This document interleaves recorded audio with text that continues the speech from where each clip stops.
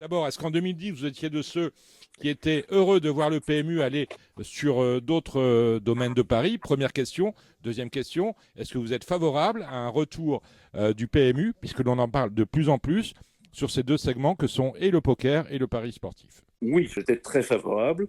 Tous les investissements qu'on avait faits nous avaient amené effectivement à 25% de part de marché.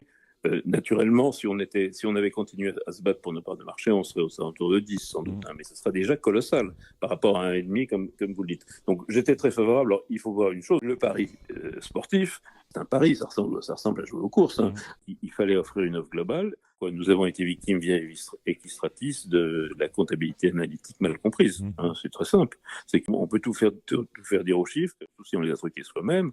Eux, ils ont prouvé qu'on perdait de l'argent sur le sportif, ce qui n'était pas vrai.